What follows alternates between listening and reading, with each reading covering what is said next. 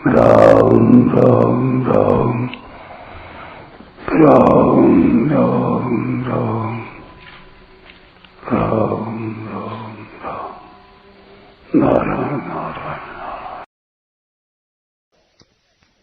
इसलिए उदारता में न तो धन खर्च करने की आवश्यकता है और न परिश्रम करने की आवश्यकता है। आवश्यकता केवल इसी बात की है कि हम सुखी को देखकर प्रसन्न हो जाएं और दुखी को देखकर करुणित दयालु हो जाएं। हृदय में यह करुणा पैदा हो जाए कि यह सुखी कैसे हो। सुखी को देखकर ऐसा भाव हो जाए कि सभी सुखी हो जाएं और दुखी को देखकर ऐसा भाव हो जाए कि कोई दुखी न रहे। भगवान ने भोग और संग्रह को साधन में बाधक बताया है।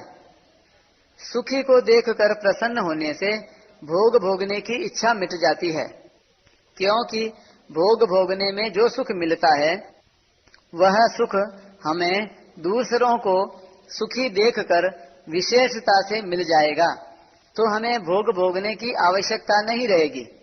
दुखी को देखकर दुखी होने से संग्रह करने की इच्छा मिट जाती है, क्योंकि अपना दुख मिटाने के लिए जिन वस्तुओं का हम संग्रह करते हैं और व्यय करते हैं वे स्वतः दूसरों का दुख दूर करने में लग जाएंगी। जैसे अपने पर कोई दुख आने से हम उसे दूर करने की चेष्टा करते हैं, ऐसे ही दूसरों को दुखी देखकर अपनी शक्ति के अनुसार उनका दुख दूर करने की चेष्टा होने लगेगी। प्रसन्नता और करुणा में एक विलक्षण रस है। वह रस क्रिया और पदार्थ से संबंध विच्छेद करके जीव को परमात्मा स्वरूप नित्य रस के साथ अभिन्न करा देता है।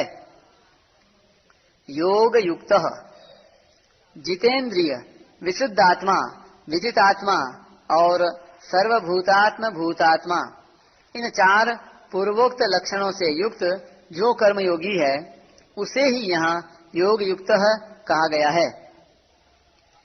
साधन में स्वाभाविक प्रवृत्ति न होने में कारण है उद्देश्य और रुचि में भिन्नता। जब तक अंतःकरण में संसार का महत्व है तब तक उद्देश्य और रुचि का संघर्ष प्रायः मिटता नहीं। उद्देश्य अविनाशी परमात्मा का होता है और रुचि प्रायः नाशवान संसार के प्राणी, पदार्थ, परिस्थिति आदि की होती है। उद्देश्य और रुचि अभिन्न हो जाने पर साधन स्वतः तेजी से होने लगता है। यहाँ योग युक्त पद ऐसे कर्मयोगी के लिए आया है जिसका उद्देश्य और रुचि अभिन्न हो गई है, अर्थात उद्देश्य और रुचि दोनों एक परमात्मा में ही हो गए हैं। उत्पन्न और नष्ट होने वाला फल किंचन मात्र भी न चाहे तभी कर्मयोग होता है। फल और उद्देश्य दोनों भिन्न भिन्न होते हैं। कर्मयोगी में फल की इच्छा तो नहीं होती, पर उद्देश्य अवश्य होता है। कर्मयोगी का उद्देश्य वही होता है जो सबको मिल सकता है और सदा साथ रहता है।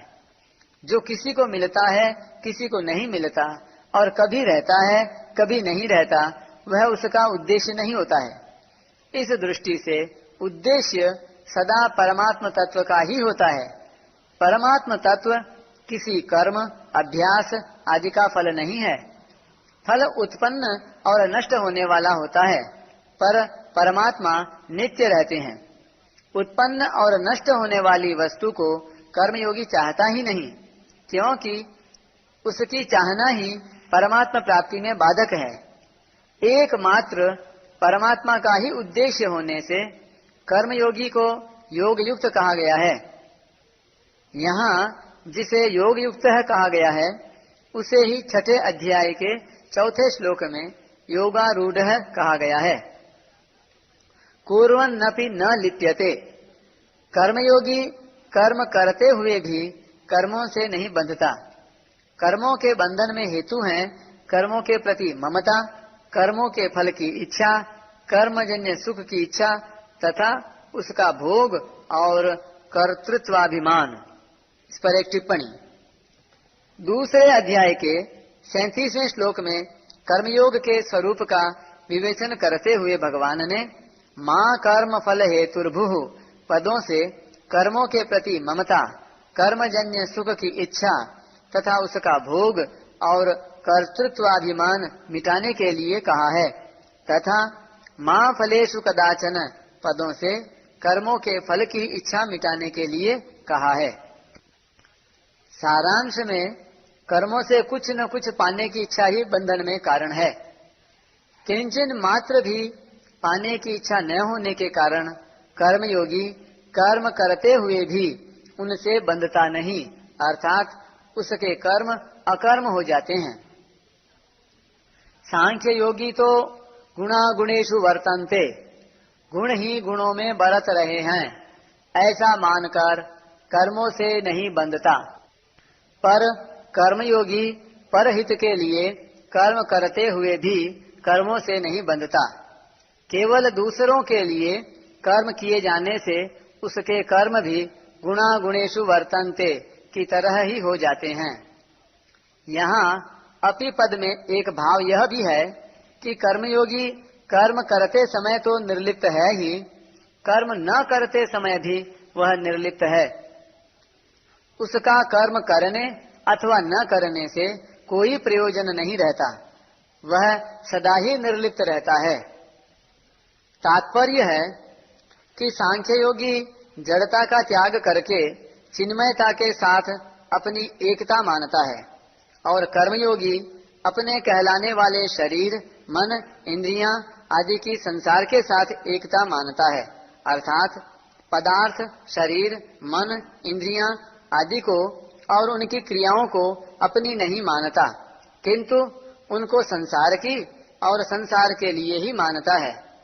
कर्मयोगी जब पदार्थ, मन, बुद्धि आदि को और उनकी क्रियाओं को केवल संसार की ही मानता है, तो फिर उनके द्वारा किसी का हित हो गया, किसी को सुख पहुंचा, किसी का उपकार हो गया, तो वह मैंने किया, मेरे द्वारा ऐसा हुआ, ऐसा कैसे मान सकता है? नहीं मान सकता। इसलिए वह कर्म करता हुआ भी कर्ता नहीं होता, अर्थात कर्मों से लिप्त नहीं होता। परिशिष्ट भाव। शरीर, इंद्रियां और अंतःकरण से संबंध विच्छेद होने के कारण जब कर्मयोगी को संपूर्ण प्राणियों के साथ अपनी एकता का अनुभव हो जाता है, तब कर्म करते हुए भी उसमें कर्तापन नहीं रहता। कर्तापन न रहने से उसके द्वारा होने वाले कर्म बंधन कारक नहीं होते।